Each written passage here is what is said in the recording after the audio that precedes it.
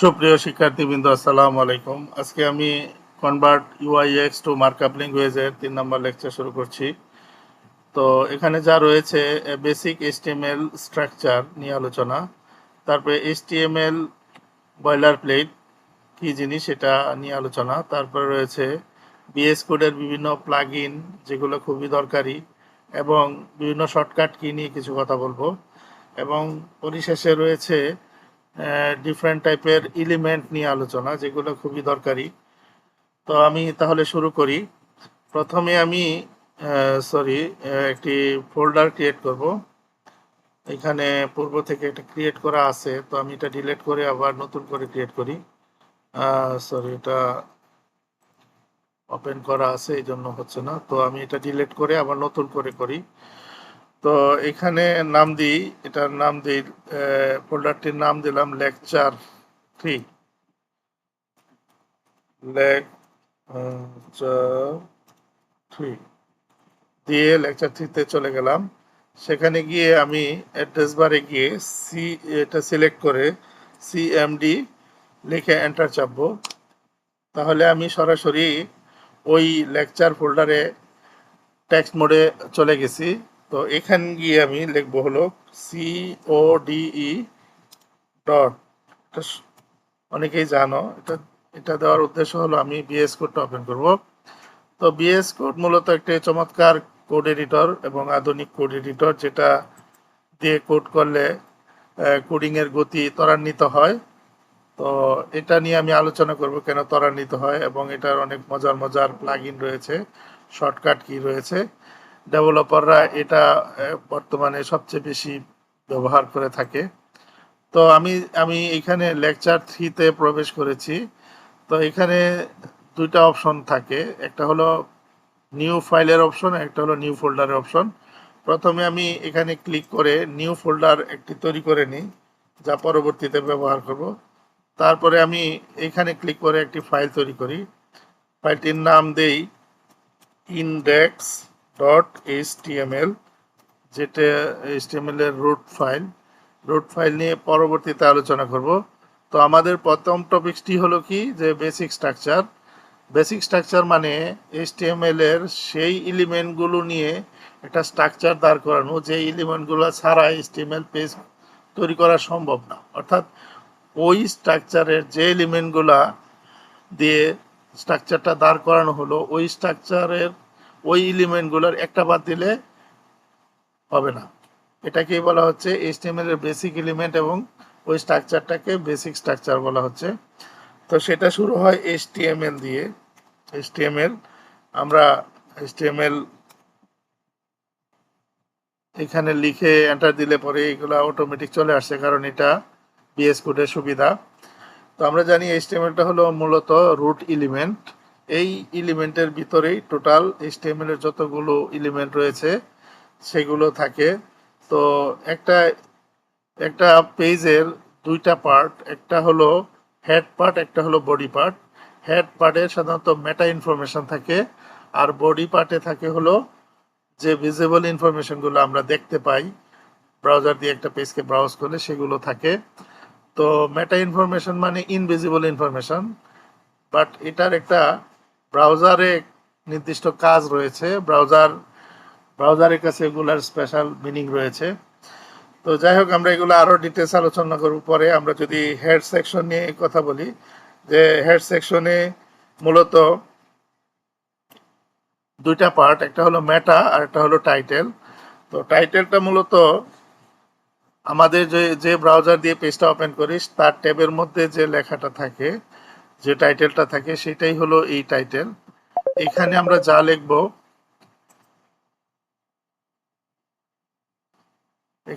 যা লিখব, সেটাই আমাদের ওই ব্রাউজারে থাকবে। ব্রাউজারের ট্যাবের মধ্যে এই লেখাটা থাকবে, মাই ওয়েবসাইট, মাই নিউ ওয়েবসাইট। আমি যদি এটা এখন গো লাইভে দিই, তাহলে আমার একটা নির্দিষ্ট ব্রাউজারে এটা ওপেন হবে। তো আমি এখানে মাই নিউ সাইট এটা দিলাম, আর এখানে আমি লেখাগুলো দেখি কি কি আছে, কি কি চলে আসছে এখানে। তো টাইটেল তো একটা আসলো, এটা হলো বডিস হেড সেকশনে টাইটেল। এখানে মেটাও থাকতে পারে। আমি মেটা নিয়ে আসি, মেটা দিলে মেটা আসবে। মেটা মূলত এগুলো ইনভিজিবল ইনফরমেশন। তো এই যে মেটাটা, এটা খুবই কমন একটি মেটা। এটা না থাকলে বিভিন্ন ল্যাঙ্গুয়েজে আমি কন্টেন্ট তৈরি করতে পারবো না। অর্থাৎ আমি বাংলা লিখতে চাইলে আমার এটা থাকতে হবে, এটা ছাড়া বাংলা সাপোর্ট করবে না। তারপরেও আধুনিক ব্রাউজারে অনেক কিছু বাই ডিফল্ট থাকে। অনেক সময় আমরা যা বলি তার ব্যতিক্রম হয়। তবে এটাই হলো মূল মূল কথা, যে এই UTF-8 মানে হলো ইউনিভার্সাল ট্রু ফন্ট। মানে ইউনিভার্সাল ফন্ট মানে আমরা জানি যে ফন্টগুলা দিয়ে যে কোনো প্ল্যাটফর্মে লেখা যায়, সেটা আর কি। তো যাই হোক, মেটা ইনফরমেশনগুলো ইনভিজিবল ইনফরমেশন, যেটা ব্রাউজার বুঝে, আমরা বুঝি না। আর এই যে বডির ভিতরে যা লেখা আছে, এখানে H1 দিয়ে একটা লেখা, একটা বাক্য লেখা, তারপরে P দিয়ে একটি প্যারাগ্রাফ লেখা আছে। তো এইগুলা মূলত ওয়েব পেজে দেখাবে। যেমন আমরা এখানে ওপেন করছি, সেটা কিন্তু এখানে দেখাচ্ছে। হ্যাঁ, তারপরে এই যে কার সেট, এটা এখানে কিন্তু কি কারণে যেন হয়তো এখানে কোনো প্রবলেম হয়েছে। তো আমরা বডির ভিতরে এটাকে দিয়েছি, এই জন্য এটা তো আসার কথা না। আচ্ছা, যাই হোক, আমরা এখানে এই যে বেসিক স্ট্রাকচারটা, তারপরে এখানে এর বাহিরে মানে এই যে এই জিনিসগুলা আমরা যদি এটাকে বাদ দিলে পরে যা থাকে, অথবা আমি যদি এইটুকু, হ্যাঁ এইটুকুই হলো বেসিক স্ট্রাকচার। এটা এখন আমি যদি বলি যে এটা এখানে যে এলিমেন্টগুলো আছে, সেই এলিমেন্টগুলার কোনোটা কি বাদ দিলে একটা পেজ ডিজাইন করা সম্ভব? যেহেতু সম্ভব না, এই জন্য এটাকে বলা হয় বেসিক স্ট্রাকচার অফ HTML। তো তারপরে আমি আসি পরবর্তী পয়েন্টটা ছিল boiler plate, HTML boiler plate. ডেভেলপাররা যখন কাজ করে, শুরুতেই তারা একটা চিহ্ন, এক্সক্লেমেটরি সাইন চেপে ট্যাব চাপলে পরে যে HTML এর স্ট্রাকচারটা চলে আসে, সেটাই বয়লার প্লেট। অর্থাৎ এটা একটা কমপ্লিট স্ট্যান্ডার্ড একটা স্ট্রাকচার, যেই স্ট্রাকচারের মধ্যে উপরে রয়েছে doc type HTML, exclamatory doc type HTML। এটার মানে হলো এটা HTML ভার্সন 5। তারপরে রয়েছে যে যেমন HTML এখানে ডিফল্ট ভাবে ল্যান মানে ল্যাঙ্গুয়েজ, EN মানে ইংরেজি ল্যাঙ্গুয়েজ, তারপরে মেটা UTF-8, তারপরে রয়েছে ভিউ পোর্ট মানে বিভিন্ন ধরনের ডিভাইসে যেন এই পেজটা অটোমেটিক ওপেন হয়, সেটার জন্য মেটা। এটা অটোমেটিক চলে আসে, এটা মুখস্থ করা লাগে না, এটা অটোমেটিক চলে আসে। এই জন্যই বলা হয় এই বয়লার প্লেটকে স্ট্যান্ডার্ড টেমপ্লেট। তো এখন আমরা এই টাইটেলটা যদি আমরা এখানে খেয়াল করি, যে আমাদের এখানে ডকুমেন্ট নামে টাইটেল আছে কিনা, এই যে আমরা এখানে দেখতে পাচ্ছি ডকুমেন্ট নামে টাইটেল রয়েছে। তো আমাদের বডিতে যেহেতু কিছু নাই, এই জন্য এখানে ব্রাউজারে কিছু দেখাচ্ছে না। তো তারপরে এই যে আমরা এখন যদি বডিতে কিছু লিখি, তাহলে লেখাগুলো এখানে দেখাবে। যেমন H1 আমি চাপলাম, সাথে সাথে আমার একটা অটো সাজেশন চলে আসছে, হ্যালো ওয়ার্ল্ড লেখো। তো এটা এখানে দেখা যাচ্ছে কি, যে ওপেন করার সাথে সাথে এখানে দেখাচ্ছে। তো এটা একটা প্লাগইনের কারণে এরকম সুন্দরভাবে এখানে আমরা দেখতে পাচ্ছি। তো এটাই হলো একটা বয়লার প্লেট, HTML এর বয়লার প্লেট। তারপরে যে টপিকস রয়েছে সেটা হলো যে VS কোডের বিভিন্ন প্লাগইন এবং শর্টকাট। তো প্রথমেই যে প্লাগইনটার কথা আলোচনায় আসে, সেটা হলো যে লাইভ সার্ভার। এটা দিলে পরে কি হচ্ছে, এই যে আমরা যে লাইভে যাচ্ছি, এই যে গিয়ে এখানে দেখতে পাচ্ছি, এখানে এই যে পোর্টে এই পেজটা index.html পেজটা ওপেন হচ্ছে। তো এটা মূলত অটোমেটিক ভাবে আমরা যখন এখানে এইভাবে যখন ওপেন উইথ লাইভ সার্ভার দেই, অথবা এইখানে তখন অটো লাইভ একটা লেখা থাকে, এটাতে ক্লিক করলে পরে অটোমেটিকভাবে একটা ব্রাউজারে সেটা রান হয়। এবং আরেকটি মজার বিষয় হলো, আমরা এখানে লাইন একটা যোগ করে এটা একটু চেঞ্জ করি, যে এটা অটো মানে হ্যালো ওয়ার্ল্ড 1 দিলাম, এবং এখন কয়টা লাইন হলো, 2টা লাইন হলো। আমি যদি আমি যদি ব্রাউজারে যাই, দেখবো যে 2টা লাইন হয়ে গেছে। আমি এখানে কিছুই করি নাই, রিফ্রেশও করি নাই। তার মানে এই লাইভ সার্ভারের কাজ হলো পেজটাকে রান করা, পাশাপাশি অটোমেটিকভাবে রিলোড হওয়া। কোনো চেঞ্জ যদি আমি করি এই পেজের মধ্যে, সাথে সাথে সেটা চেঞ্জ হয়ে যাবে এখানে। তো এটা হলো এই সার্ভারের কাজ। তো তারপরে আসে, তারপরে যে প্লাগইনটি রয়েছে সেটার নাম হলো প্রিটিআর। প্রিটিআর যেটাকে কন্ট্রোল এস দিয়ে আমরা কাজটা করতে পারবো। কন্ট্রোল এস একটা শর্টকাট। তো আমরা এখানে এটা এটা বোঝানোর জন্য এটাকে আমি একটু সরায় নিই, লাইনটাকে সরাইয়া কয়েক ট্যাব পরে নিয়ে গেছি, 1 2 3 4 5 6টা ট্যাব পরে নিয়ে গেছি। নেওয়ার পরে এখানে সে কি বলতেছে যে কন্ট্রোল এস চাপলে এটা এটা সুন্দর একটা ফরম্যাটে চলে আসবে, অর্থাৎ একেবারে সুন্দরভাবে উপর থেকে নিচ পর্যন্ত আমি যদি দেখি যে একটা নির্দিষ্ট, এই যে এখানে যে লাইন বরাবর লেখাগুলা শুরু হয়, সেখান থেকে একটি নির্দিষ্ট বরাবর লেখা একটা নির্দিষ্ট ট্যাব দূরে দূরে এটা ওপেন হয়েছে। এটাকে বলা হয় ইনডেন্টেশন। এই ইনডেন্টেশনের মাধ্যমে একটা মানে আমরা যখন কাজটা করি তখন কোডিং করা সহজ হয় এবং কোড কোথায় কোনটা রয়েছে সেটা বুঝতে সহজ হয়। তো সেইটাই এইখানে এই যে প্লাগইনটা যেটা পিটিআর বলা হচ্ছে, এটা ইনস্টল করার কারণে কিন্তু অটোমেটিকভাবে ইনডেন্টেশনটা হয়ে যাচ্ছে, আমার করা লাগতেছে না। আমি যদি সরে আবার চাপিয়ে একটু খেয়াল করলে দেখা যাবে কি যে অটোমেটিকভাবে চলে আসছে। তো এটার জন্য অবশ্য আরেকটি শর্টকাট কি রয়েছে, সেটা হলো শিফট।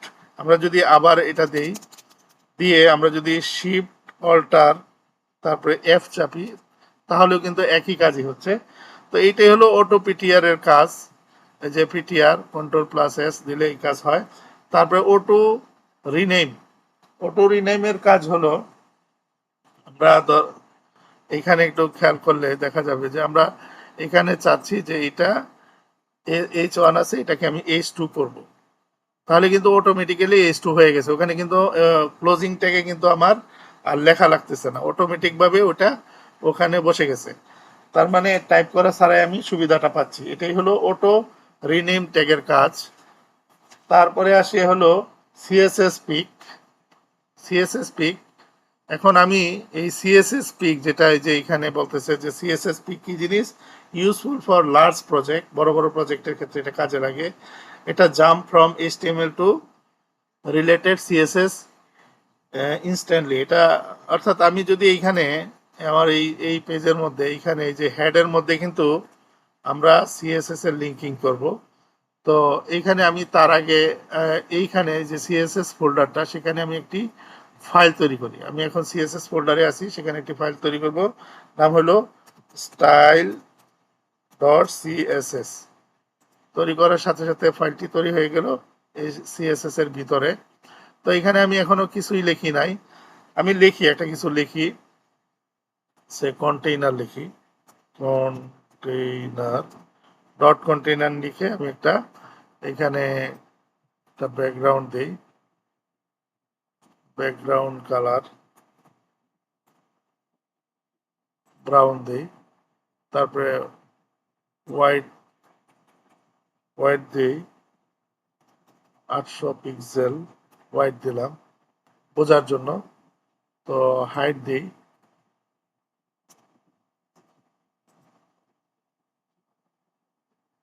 2000, 3200,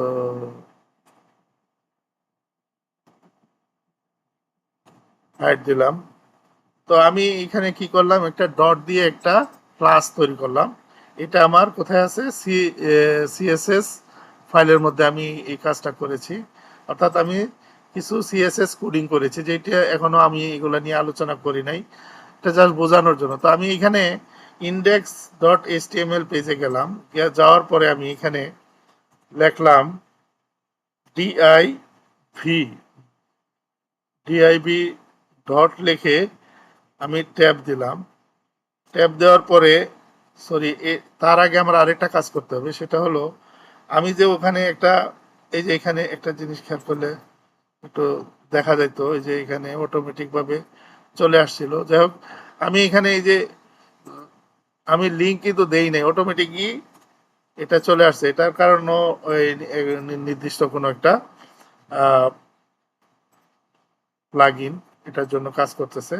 তার মানে এই পেজের মধ্যে আমার এইখানে কিন্তু এটা কাজ করতেছে, মানে অর্থাৎ সিএসএসটা এখানে কাজ করতেছে, কারণ আমি এখানে যখন এটা নিয়ে আসবো, এই যে এখানে অটোমেটিক ভাবে চলে আসছে। আসার পরে একটু খেয়াল করো যে এইখানে এই যে কন্টেইনার নামক যে ক্লাসটা, এটা কিন্তু আমাকে অটো সাজেস্ট করতেছে। তো আমি দেওয়ার সাথে সাথে কিন্তু এটা এখানে বসে গেল। বসে যাওয়ার পরে এখন এখানে তো এই যে মানে কি বলে, এই যে এই ডিপটা তো, এই ডিপের ভিতরে তো কিছু নাই, এখানে তো কন্টেন্টে কিছু নাই। তারপরে আমি আমার লাইভে গিয়ে দেখি আমার এটার কালার ছিল ব্রাউন, পুরা পেজ জুড়ে একটা ব্রাউন কালার একটা ডিপ, এবং এই যে H1 এবং H2 এখানে দেখাচ্ছে। অর্থাৎ আমি যেটা বোঝাতে চাচ্ছি যে সেটা হলো যে এখানে আমরা যে এই কি বলে সিএসএস স্পিকারের কথা আলোচনা করলাম, সেখানে আইডি এবং ক্লাসকে অটোমেটিক পাওয়ার জন্য এই প্লাগইনটা ইনস্টল করা হয়, যেটা এই স্টাইল শিটে আমি এটা এখানে তৈরি করেছি। এটা আমি অটোমেটিক ভাবে এখানে পাচ্ছি। সেক্ষেত্রে আমাকে কি করতে হবে, ক্লাস লেখার পরে আমাকে এটা এখানে ধরে রাখতে হবে। এই যে ধরে রাখলে পরে এটা অটোমেটিক ভাবে চলে আসে। তো এটা হলো ওই যে এটার কাজ, সিএসএস স্পিকারের কাজ, পিকের কাজ। তারপরে হলো ইন্টেলিজেন্স নামক আরেকটি, ইন্টেলিজেন্স ফর অটো সাজেশন। তো এইটা মূলত ফর সিএসএস একই একই কাজ, ইন্টেলিজেন্সের একই কাজ। উপরেরটা যেটা কাজ, যে কাজটা করেছে সেটা এটাও একই কাজ করে, অটো সাজেশন আছে ফর সিএসএস। আমরা যদি এখানে খেয়াল করি যে আহ, আমরা লেখার সাথে সাথে এখানে আমরা যখনই একটা নতুন করে একটা করতে চাই, এই যে অটোমেটিক চলে আসছে, বিশাল একটা সিএসএস এর বিশাল একটা চলে আসছে, ক্লাস এরকম চলে আসছে অটোমেটিক ভাবে। সেটা মূলত এই যে এই intelligence for CSS class name in HTML এটার কাজ। তারপরে এইচটিএমএল সিএসএস সাপোর্ট একই কাজ করে থাকে, এই দুটার কাজ প্রায় প্রায় সেম। তাহলে আমি এখানে এই লাইভ সার্ভার, পিটিআর, তারপরে অটো রিনেম ট্যাগ, তারপরে সিএসএস পিক, তারপরে হলো ইন্টেলিজেন্স ফর সিএসএস, তারপরে এইচটিএমএল সিএসএস সাপোর্ট এটা। তারপরে আরেকটা রয়েছে কালার, কালারটা আমি দেখাচ্ছি। কালার যে হাইলাইটার যেটা, সেটার কাজটা হলো এই যে আমি যখন সিএসএস এ যাচ্ছি, যখন এখানে একটা কালার দিলাম, এটা কালার কিন্তু শো করতেছে। এটার জন্য যে প্লাগইন কাজ করে সেটাই হলো এই প্লাগইনটা কালার হাইলাইটার। তারপরে আমাদের তাহলে বিএস কোডের আলোচনা হয়ে গেল। তারপরে আমরা যেটা আলোচনা করব সেটা হলো আরেকটা, এই যে বিভিন্ন ধরনের শর্টকাট, যেমন এখানে কন্ট্রোল প্লাস যদি স্ল্যাশ দেই তাহলে কিন্তু মজার ঘটনা ঘটে। যেমন আমরা সে এই লাইনটা ধরে আমরা কন্ট্রোল প্লাস ব্যাকে ব্যাকে স্ল্যাশ দিচ্ছি, তাহলে কি হচ্ছে যে পুরা এটা কমেন্টস হয়ে যাচ্ছে, অর্থাৎ এইচটিএমএল এর কমেন্টস। আমরা জানি এইচটিএমএল এর কমেন্টস মানে কিভাবে লিখতে হয়, লেস দেন, হাইফেন হাইফেন, তারপরে অর্থাৎ 4টা হাইফেন দিতে হয়, তার আগে একটা এক্সক্লেমেটরি সাইন দিতে হয়, তারপরে গ্রেটার দেন দিতে হয়, মাঝখানে যা দিব সবই কমেন্টস হয়ে যাবে এরকম। তাহলে এটা একটা কঠিন, মনে রাখাও কঠিন। তো এটা মনে না রাখার জন্য আমাদের একটা শর্টকাট আছে, সেটার নাম হলো এই যে কন্ট্রোল স্ল্যাশ দিলে পরে অটোমেটিক ভাবে এই আমার কমেন্টস হয়ে যাবে। যে কোনো এইচটিএমএল ট্যাগের মানে ওটাকে আমি কমেন্টস করে ফেলতে পারবো। যেমন এইখানে আমি যদি এটাকে করতে চাই, কন্ট্রোল দিলেই হয়ে যাচ্ছে কমেন্টস। এটাই হলো এই কন্ট্রোল প্লাস স্ল্যাশের কাজ। তারপরে হলো, তাহলে খুবই ইম্পর্টেন্ট একটা কমান্ড। তারপরে alter plus up down arrow, অর্থাৎ আমরা যদি কোনো একটা লাইনকে মুভ করতে চাই উপরে নিচে, তাহলে কন্ট্রোল আপ ডাউন করলে কি বলা হচ্ছিল যে control plus alter plus up down arrow যদি চাপি আমরা, এটা এটা ধরে অল্টার প্লাস আপ ডাউন আমার কিন্তু উপরে যাচ্ছে, ওই লাইনটা কিন্তু উপরে চলে যাচ্ছে। এটা হলো এই শর্টকাট কি এর একটা সুবিধা। তারপরে হলো shift plus alter plus down, এটা মানে ডুপ্লিকেট করার জন্য, অর্থাৎ আমার দ্রুত একটা লাইন আমি নতুন আরেকটা ট্যাগ মানে ট্যাগ নিব, সেই ক্ষেত্রে আমার অনেক লেখালেখি করতে হতে পারে। তো যার কারণে আমি সময় বাঁচানোর জন্য আমি যদি শিফট অল্টার ডাউন অ্যারো চাপি, তাহলে কিন্তু অটোমেটিকভাবে ওই লাইনটা ডুপ্লিকেট হয়ে যাচ্ছে। এটাই হলো শিফট অল্টার প্লাস ডাউন অ্যারোর কাজ, ডুপ্লিকেট লাইন তৈরি করার জন্য। তারপরে আমি একটু আগে বলেছি শিফট অল্টার এফ চাপলে পরে আমাদের যে কোডগুলা এগুলার ইনডেন্টেশন সঠিকভাবে হয়। যেমন আমি এখানে যদি এটা একটু ভিতরে সরাই দিই, তারপরে শিফট অল্টার এফ চাপি, অটোমেটিক কিন্তু এটা রিঅ্যারেঞ্জ হয়ে যাবে, ইনডেন্টেশন সঠিকভাবে হবে। তারপরে তারপরে আমাদের কি রয়েছে, তারপরে আমাদের রয়েছে এমএট। এমএটটা হলো আমরা শর্টকাটে অনেক বড় ধরনের স্ট্রাকচারকে লিখে ফেলতে পারবো। যেমন আমরা এটা যদি লিখি UL greater than LI into 5, তার মানে কি হয়ে যাবে, অটোমেটিক ইউএল এর পরে 5টা এলিমেন্ট হয়ে যাবে। তাহলে এটা লিখতে গেলে অনেক সময় দরকার ছিল, এটা এই একটা কমান্ডের মাধ্যমে এরকম হয়ে যাবে। তো এরকম অনেক কিছু আছে। যেমন আমি যদি এইখানে এটা দেখাই যে আমি একটা ডিবের ভিতরে একটা একটা ডিবের ভিতরে একটা ক্লাস নিচ্ছি, ক্লাসের নাম দিলাম মেনু। মেনু দিলে পরে আমি এটা চাপলেই কিন্তু এটা হয়ে যাচ্ছে। তো এটাই হলো ইমিটের কাজ, এগুলা ইমিট কমান্ড বলা হয়। তো এটার জন্য প্লাগইনও রয়েছে। তো এটা এই ধরনের কমান্ডগুলো ইউজ করলে আমার আমার টাইপিং স্পিড বাড়বে, হ্যাঁ, কোডিং এর গতি অনেক বাড়ে। তো এই হলো মোটামুটি ভাবে যে বিএস কোডের যে প্লাগইনগুলা এবং যে শর্টকাটগুলা সেগুলো আমি আলোচনা করলাম। এখানে আমি 7টা শর্টকাট কির আলোচনা করেছি, সরি 7টা প্লাগইন আলোচনা করেছি। আর এখানে 3-4টা যে শর্টকাট কি আলোচনা করেছি এগুলো কিন্তু খুবই এসেনশিয়াল। যেমন কন্ট্রোল প্লাস স্ল্যাশ, তারপরে alter plus up down arrow, এটা মুভ করার জন্য, লাইন মুভ করার জন্য। Shift plus alter plus down সবচেয়ে ইফেক্টিভ লাইন ডুপ্লিকেট করার জন্য। তারপরে shift plus alter plus F, এটা দিয়ে আমাদের কোড ফরম্যাটিং করা হয়। তো এটা বাদেও আরেকটা আছে, আমি একটু আগে বলেছি, যেটা নাম হলো পিটিআর। পিটিআর দিয়েও কিন্তু ফরম্যাট করা যায়, সেটার ক্ষেত্রে আরো সহজ, কন্ট্রোল প্লাস এস দিলেই। সেই ক্ষেত্রে আমার এই প্লাগইনটা ইনস্টল থাকতে হবে। তারপরে বিএস কোডের আরো কিছু কাজ আছে। যেমন আমরা যদি এখানে সেটিং এ যাই, আমরা এখানে যত প্লাগইন আছে সব প্লাগইন কিন্তু আমরা ইনস্টল করব এই যে এইটাতে চেপে, এক্সটেনশনে চেপে। আমরা যদি এই যে লাইভ সার্ভার দিই, লাইভ সার্ভার প্লাগইন আমার যদি দরকার হয়, তাহলে আমি এখানে দিলে পরে লাইভ সার্ভার আসবে। লাইভ সার্ভার এখানে আসছে। আমি যদি এখানে দেখি লাইভ সার্ভারটা আমার ইনস্টল করা আছে, সো আমার এটা লাগবে না। আমি পিটিআর দেই, পিটিআর পিটিআর দিলে পিটিআর চলে আসবে। তো পিটিআর এখানে আসতেছে না, আমি এখান থেকে নিয়ে আসি পিটিআর, দেখি আসে কিনা। তো আমি এখানে পিটিআর দিলাম, দেওয়ার সাথে সাথে পিটিআর আসছে। তো তার মানে এখানে পিটিআর ইনস্টল করা নাই। আমি যদি ইনস্টল করতে চাই ইনস্টল করতে পারবো, যে পিটিআর এর সুবিধা পাওয়ার জন্য। তো আমার মনে হয় কোথাও আমি একটা ইনস্টল করেছি, যার কারণে ওটা কাজ করতেছে। পিটিআর এর তো অনেকগুলা প্লাগইন রয়েছে, এরকম একই রকমের প্লাগইন অনেক থাকে।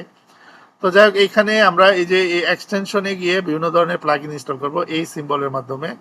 তারপরে এই সেটিং এ গিয়ে আমরা অনেকগুলা সেটিং করতে পারবো। যেমন আমি যদি অটো সেভ দিই, অটো সেভ, এখানে একটা কাজ আছে। যেমন এখানে যদি আমি আফটার দিলে এবং এটাকে জিরো করে দেই, অটো সেভ দিয়ে আফটার এবং জিরো করে দেই, তাহলে কিন্তু এই যে আমি এখানে একটু খেয়াল করো যে আমি কিন্তু কখনো এটাকে সেভ করছি না। এই যে আমার যে কোডগুলো আমি করছি সেগুলোকে কিন্তু আমি কখনো সেভ করছি না। হ্যাঁ, আমি কিন্তু এগুলারে সেভ দিচ্ছি না।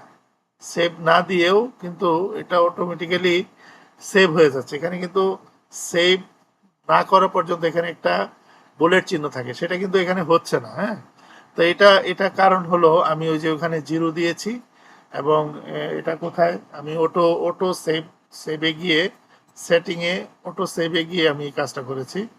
এই যে অটো সেভে গিয়ে আমি যদি জিরো করে দিই আর এখানে আফটার দিলে দিই তাহলে এই কাজ হবে। তারপর আর কাজ আছে, যেমন আমি যদি ট্যাব দিই, এখানে আমরা ইনডেন্টেশন যে করি আমাদের যে পেজের মধ্যে যে ইনডেন্টেশন হয়, অর্থাৎ একটা কন্টেনারের ভিতরে যখন কন্টেন্ট এলিমেন্টগুলো থাকে, প্রথম কন্টেন্ট এলিমেন্ট এক ট্যাব পরে, তারপরেটা আরেক ট্যাব পরে, তারপরেটা আরেক ট্যাব পরে, এরকম হয়। তো আমরা এখানে এটার সাইজ যত বড় দিব তত ডিফারেন্টটা বড় হবে এবং যত ছোট করে দিব তত ছোট হবে। এখানে দুই দিছি, তার মানে দুই ইনডেন্টেশন হয়েছে, যে এখানে এক, এগুলো মূলত দুই। আরো যদি বড় দিতাম তাহলে আরো আরো বেশি দিলে আরো বড় হতো, এরকম আর কি। তো এটা এটা কি দিয়ে হয়, এটা ট্যাব দিলে এটা এই এই অপশনটা আসে। ট্যাব দিলে এই ট্যাব দিয়ে আমরা এটাকে চেঞ্জ করতে পারবো, দুইয়ের জায়গায় চার, চারের জায়গায় ছয়, এরকম দিতে পারবো। তারপরে আমরা এখানে আমরা অনেক সময় এই যে র্যাপ র্যাপ দিই, র্যাপটা আমরা যদি অন করে রাখি, এই যে এখানে র্যাপ, ওয়ার্ড র্যাপ, মানে আমি দেখা গেল যে একটা এখানে একটা লাইন লিখলাম, অনেক বড় লাইন। হ্যাঁ, র্যাপ এখানে আমি লিখলাম যে আমরা এটা জানি যে আমরা লিখলাম এরকম যে লরেম লরেম লিখে 60 দিয়ে ট্যাব দিলাম, বিশাল বড় লাইন হয়ে গেছে। তো এটা যদি আমি ওই র্যাপটা যদি অন না করা থাকতো তাহলে কিন্তু এভাবে ভেঙে আসতো না, অর্থাৎ আমার ভিজিবল যে এরিয়াটা তার মধ্যে আসতো না, এক লাইনে চলে আসতো। তো এই কাজটা করার জন্য এই এইটা ব্যবহার করা হয়, যে আমি যে এই সেটিংয়ে গিয়ে আমাদের র্যাপ, এই যে WRAP র্যাপ লিখলে পরে এখানে এটা অন করে দিলেই এটা হবে। তারপরে তারপরে আরেকটা জিনিস, সেটা হলো আমরা যদি এই যে এখানে একটা কি জিনিস খেয়াল করি, আমরা যখনই লাইভ সার্ভারে যাচ্ছি তখনই কিন্তু ক্রমে ওপেন হচ্ছে। হ্যাঁ, ক্রমে ওপেন হচ্ছে। এটার একটা কারণ আছে, ক্রম আমরা ডিফল্ট হিসাবে এখানে সেট করে দিয়েছি। ক্রম ডিফল্ট সেট আপটা এরকম, যেমন আমরা এখানে যদি যাই, যে যদি আমরা দেখি দেখি যে লাইভ সার্ভার লাইভ সার্ভার আমাদের এখানে ক্রম দেওয়া আছে, ডিফল্ট সার্ভার যেটা ক্রম দেওয়া আছে, এই এই ক্রম আমি কিন্তু চেঞ্জ করতে পারবো, করে ফায়ারফক্স দিতে পারবো অথবা মাইক্রোসফট এজ দিতে পারবো, দিলে পরে ওইটাই আসবে। তো এটাই হলো এই যে লাইভ সার্ভার দিয়ে সেটিংয়ে গিয়ে এটা চেঞ্জ করে দিলে সবসময় ক্রমে এটা রান হবে। আমাদের যে এই কি বলে আমাদের যে কাজটা এটা দিয়ে এগুলা যত পেজ আছে সব রান হবে হলো গুগল ক্রমে। তো এই হলো মোটামুটি বিএস কোডের মানে যেগুলা খুবই বেসিক এবং খুবই প্রয়োজনীয় যে জিনিসগুলা, সেগুলো আমি দেখাইলাম। তো আমাদের আরো কিছু লেকচারে আরো কিছু পয়েন্ট বাকি আছে, সেগুলাও আমাদের খুবই ইম্পর্টেন্ট জানা। সেটা হলো বিভিন্ন ধরনের এলিমেন্ট। আমরা হয়তো অনেকেই গুরুত্ব দিই না যে এইচটিএমএল এ কতগুলো এলিমেন্ট আছে, এগুলো আবার কি এত বেশি জানার দরকার, হ্যাঁ এত ডিটেইলস জেনে কি হবে, জানার প্রয়োজন আছে। কারণ হলো এক একটা এলিমেন্টের এক এক রকমের বিতর্গত চরিত্র আছে, যে চরিত্রগুলা এই সিএসএস বা আমরা যখন স্ট্রাকচারগুলো দাঁড় করাই একটার সাথে আরেকটা কনফ্লিক্ট করে বা একটার কারণে আরেকটা সঠিকভাবে ভিজিবল হয় না। এই জন্য আমাদের তাদের বিতর্গত ইন্টারনাল যে ক্যারেক্টার বা চরিত্র জানতে হবে। তো সেই জন্য আমি এখানে একটা চিত্রের মাধ্যমে বিভিন্ন ধরনের এলিমেন্টকে ক্যাটাগরাইজ করে করছি, চিত্রায়িত করছি। প্রথম হলো স্ট্রাকচার এলিমেন্ট, এটা একটা ক্যাটাগরি এলিমেন্ট, যেমন এইচটিএমএল এটাকে বলে রুট এলিমেন্ট। তারপরে হলো হেড যেখানে মেটা ডাটা থাকে, তারপরে হলো বডি যেখানে মেইন কন্টেন্ট থাকে, তার মানে এটা হলো রুট এলিমেন্ট, তারপরে এটা হলো হেড যেটাতে মেটা ডাটা থাকে, ইনভিজিবল ইনফরমেশন, তারপরে বডি যেখানে ভিজিবল ইনফরমেশন গুলা থাকে একটা পেজের। তো এগুলা এগুলা যে এই এই এলিমেন্টগুলা দিয়ে এইচটিএমএল এর স্ট্রাকচারটা দাঁড় করানো হয়। তারপরে এখানে আছে কিছু সিমেন্টিক এলিমেন্ট। সিমেন্টিক এলিমেন্ট সেই এলিমেন্ট যে এলিমেন্টগুলোর একটা স্পেশাল মিনিং আছে এবং যেগুলা ব্রাউজার সহজেই বুঝতে পারে যে এটা এই এরিয়াতে কি কাজ হচ্ছে বা এই এরিয়ার কন্টেন্টটা কি ধরনের কন্টেন্ট, এবং মানে এটা রিডেবল করার জন্য এই ধরনের ট্যাগগুলো ব্যবহার করা হয়। যেমন হেডার, মানে হেডার অংশে তৈরি করার জন্য এই ট্যাগ ব্যবহার করা হচ্ছে, এগুলোকে বলা হচ্ছে সিমেন্টিক এলিমেন্ট। তারপরে আরো কিছু এলিমেন্ট আছে যেমন ব্লক এলিমেন্ট। ব্লক এলিমেন্ট মানে যে এলিমেন্টগুলো আমি ইউজ করলে, যেমন ডিপ, পি, H1, এগুলো হলো ব্লক লেভেল এলিমেন্ট, যেগুলো এক লাইনে লিউ লাইনে আসে এবং ফুল ওয়াইড দখল করে। আমি যদি এখানে একটা দেখাই যে এই যে আমি এখানে একটা এলিমেন্ট ব্যবহার করছি, আমার এখানে একটা এলিমেন্ট ব্যবহার করছি, এগুলোকে যদি আমি দেখি আমার ব্রাউজার দিয়ে যখন আমি দেখব, এগুলোর জন্য ইনস্পেকশনে গেলে বোঝা যায় যে এটা পুরা হোয়াইটটা নিয়ে নিচ্ছে। যে আমি যখন এটা করতেছি পুরা জায়গাটা নিয়ে নিচ্ছে। অর্থাৎ এই কিছু এলিমেন্ট আছে যেগুলা আমি এইখানে লাইন বাই লাইন যখন আমি টাইপ করব, এটার জন্য পুরা হরাইজন্টালি পুরা জায়গাটা নিয়ে নিবে। অর্থাৎ তার ডানে অন্য কোনো এলিমেন্টকে আসতে দিবে না। এটাই হলো ব্লক ব্লক লেভেলের মানে ব্লক এলিমেন্টের বৈশিষ্ট্য। তারপরে ইনলাইন এলিমেন্ট হলো এক লাইনের মধ্যে আমি এই এলিমেন্টগুলোকে যদি সেট করি তাহলে একটা এলিমেন্ট একটা লাইনে অর্থাৎ হরিজন্টালি পুরা পুরা ওয়াইড জুড়ে নিয়ে নিবে, অর্থাৎ পুরা পেজে নিবে। কিন্তু এই এলিমেন্টগুলো যদি আমি ইউজ করি তারপরে স্প্যান, এগুলা কিন্তু এক লাইনের ভিতরে নিবে। তো আমি এইগুলা দেখাবো আস্তে আস্তে। যেমন এখানে বলা হচ্ছে যে স্ট্রাকচার এলিমেন্ট তো বললামই, তারপর ফ্লো কন্ট্রোল এলিমেন্ট যেগুলা মূলত ডিপ এক ধরনের কন্টেন্ট ক্যারি করে, তারপরে পি এক ধরনের কন্টেন্ট ক্যারি করে, H1 এক ধরনের কন্টেন্ট ক্যারি করে, সিলেক্ট, সেকশন, আর্টিকেল, ইমেজ, এগুলো এক একটা এক এক ধরনের কন্টেন্ট কি করে কন্টেন্ট করে, এবং এই কন্টেন্টের মাধ্যমে উপর থেকে নিচ পর্যন্ত একটা কন্টেন্টগুলোর একটা ফ্লো তৈরি হয়। এই জন্য এগুলাকে বলা হচ্ছে ফ্লো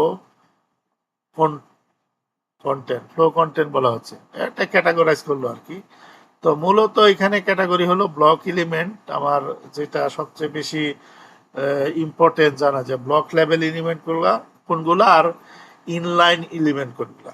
যেমন এখানে আমি একটা লিস্ট দেখাইছি, বিশাল লিস্ট, যেগুলো সব ব্লক এলিমেন্ট, যেমন ডিপ, হেডার, ফুটার, মেইন, সেকশন, আর্টিকেল, অ্যাসাইড, নেভ, এগুলো সব ব্লক লেভেল এলিমেন্ট এবং এইগুলাকে সিমেন্টিক এলিমেন্ট বলে। তারপরে টেক্সট যে কন্টেন্ট আমরা শো করার জন্য H1 থেকে H6, ব্লক কোড, এগুলোও ব্লক লেভেল এলিমেন্ট। তারপরে যেমন এই যে ইউএল, ওএল, এলআই, এগুলোও কিন্তু ব্লক এলিমেন্ট। অর্থাৎ ইউএল একটা ব্লক এলিমেন্ট, সে যেখানে বসবে তার ডানে কেউ বসতে পারবে না।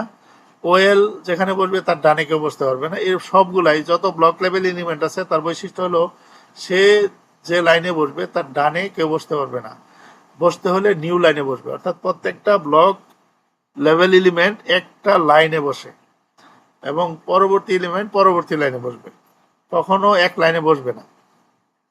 তারপরে যেমন টেবিলের যতগুলা ট্যাব এলিমেন্ট রয়েছে সবগুলাই ব্লক লেভেল এলিমেন্ট। তারপরে ফর্মের মধ্যে স্পেশালি মনে রাখতে হবে যে ফর্ম, ফিল্ড সেট এবং লিজেন্ড, এই তিনটা মূলত ব্লক লেভেল এলিমেন্ট এবং এর ভিতরে যা আছে, ফর্মের ভিতরে যা আছে সব ইনলাইন এলিমেন্ট। এটা একটা মানে খুবই জরুরি, মানে খুবই ইম্পর্টেন্ট একটা বিষয় এটা জানা। তারপরে এখানে মিডিয়া যেমন ফিগার, তারপরে ফিক, ক্যাপশন, এইগুলা হলো ব্লক লেভেল এলিমেন্ট। তো তারপরে আসে ইনলাইন এলিমেন্ট। বলা হচ্ছে inline element stay in the same line, অর্থাৎ এক লাইনের মধ্যে ইনলাইন এলিমেন্ট অনেকগুলা আমরা সেট করতে পারবো। যেটা ব্লক এলিমেন্ট পারবো না। তবে ব্লক এলিমেন্টের ভিতরে আবার আমি ইনলাইন এলিমেন্ট দিতে পারবো। যেমন এখানে এ সবচেয়ে বহুল ব্যবহৃত অ্যাঙ্কর ট্যাগ স্প্যান, স্প্যান ডিপের মতো কাজ করে। এটা ডিপ ব্লক লেভেল এলিমেন্ট, কিন্তু স্প্যান হলো ইনলাইন এলিমেন্ট। তারপরে স্ট্রং, ইএম মানে এম্পাসিস, তারপরে ইমেজ, এগুলো ব্লক, এগুলো সব হলো ইনলাইন। ইমেজের মতো ইম্পর্টেন্ট যে এলিমেন্ট সেটাও ইনলাইন এলিমেন্ট। তারপরে এইখানে কমন কিছু এলিমেন্ট দেখানো হয়েছে যেগুলা ইনলাইন এলিমেন্ট। তবে এখানে সবচেয়ে ইম্পর্টেন্ট হলো এই তিনটা জানা যে এগুলো ব্লক লেভেল ইনলাইন এলিমেন্ট। তা আর আর আর আর ইম্পর্টেন্ট হলো এগুলা যে ইনপুট, বাটন, বাটন সবচেয়ে বেশি ব্যবহার হয়।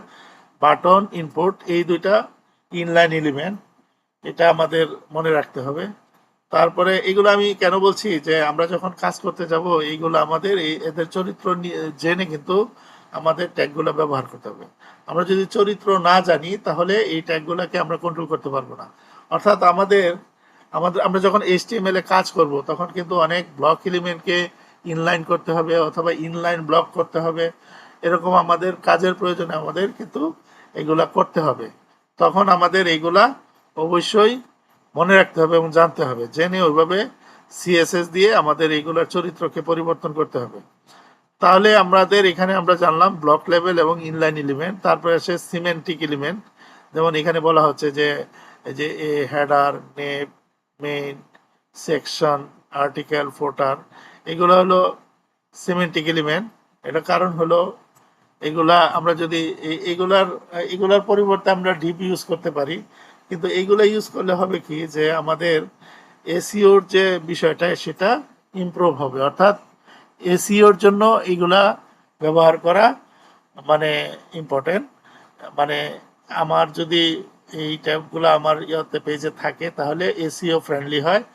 তারপরে হেল্পস স্ক্রিন রিডার্স, যিনি এগুলাকে ডেভেলপ করবে বা যিনি পড়বে তার জন্য পড়া সহজ হয়, যে এখানে সেকশন, এখানে আর্টিকেল, এখানে ফোটার, এভাবে নির্দিষ্ট করা মিনিংফুল ট্যাগ, যেটাকে সিমেন্টিক বলা হচ্ছে, ইউজ করলে সেটা হয়, অর্থাৎ মিনিংফুল হয়। তারপরে বেটার কোড স্ট্রাকচার, স্ট্রাকচারটাও অনেক সুন্দর হয়। এটাই হলো সিমেন্টিকের সুবিধা। তারপরে নন সিমেন্টিক, যেমন ডিপ আর স্পেন, এই দুটা নন সিমেন্টিক। কারণ হলো এটার স্পেশাল কোনো মিনিং নাই, এগুলা আসলে স্ট্যান্ডার্ড না। আমরা ডিপ ব্যবহার করি প্রয়োজনে, কিন্তু এগুলার চেয়ে স্ট্যান্ডার্ড হলো সিমেন্টিক এলিমেন্ট ব্যবহার করা। তো আজকে মোটামুটি অনেক কিছু আলোচনা হলো, আর লেকচারও অনেক লম্বা হয়ে গেছে। তো আজকে তাহলে এই পর্যন্ত থাকুক। পরবর্তী ক্লাসে আমি মূলত আসল কাজে চলে যাব। আজকে বেশি আলোচনা করতে গিয়ে অনেক কিছু মিসিং হয়ে গেছে এবং অনেক কিছু হয়তো বা সাজানো হয় না, সাজানো গোছানো হয় নাই। তারপরে এই জিনিসগুলা প্রাথমিক দিকের আলোচনাগুলা একটু মানে ভ্যারাইটিস আলোচনা, তো এগুলা এই জন্য একটু এরকমই হবে। তো তারপরেও যদি কারো কোনো সমস্যা হয় তোমরা কমেন্টসে জানাবা। তো পরবর্তীতে আমি নির্দিষ্ট কাজে চলে যাব এবং আশা করি পরবর্তী ক্লাসগুলায় তোমরা মজা পাবা। তাহলে আজকে এই পর্যন্ত থাকুক, সবাই ভালো থেকো, সুস্থ থাকো, আল্লাহ হাফেজ।